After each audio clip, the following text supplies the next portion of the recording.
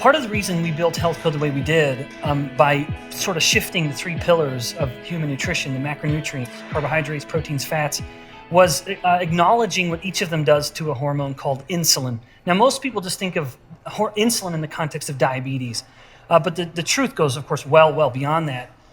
Indeed, that's a very explicit area of research for me as a scientist. Insulin tells every cell in the body what to do with energy. That's really the theme of insulin in reality. And the upside to that is that insulin can help tissues grow when they need to grow.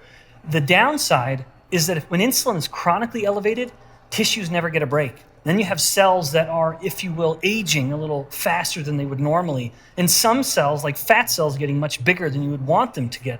That's the problem. The modern American diet has focused so much on carbohydrates and eating so regularly throughout the day that a person nowadays is living every waking moment in a state of elevated insulin, never letting the body shift what it's doing with energy. And basically, if insulin is up, the body is storing energy.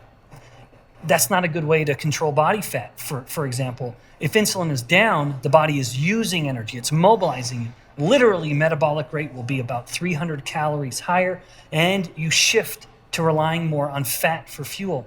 So when someone's eating carbohydrates, insulin will spike, and then the body shifts what it's doing with energy. One, it's storing more energy, but it also stops burning fat, and it's only burning glucose or blood sugar. In contrast, when someone eats pure fat, which doesn't happen very often in nature, but if you were to eat something pure fat, if you were just tempted and you drank a little guzzle of olive oil, you would have no effect on insulin.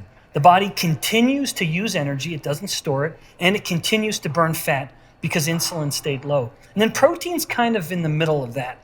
Protein has a modest effect on insulin, and that's a good thing because it can help the muscles take in those amino acids from the proteins. But when you mix the protein and the fat together as nature intended, because they always come together, now you've actually mitigated, you've brought down that insulin effect even a little more, helping the body stay in a state of fat burning.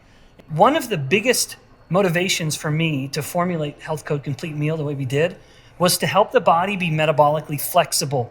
Much of the adults in the US are stuck in sugar burning mode. They have something called metabolic inflexibility. They're stuck in sugar burning. When they start to fast, they don't really shift to fat burning.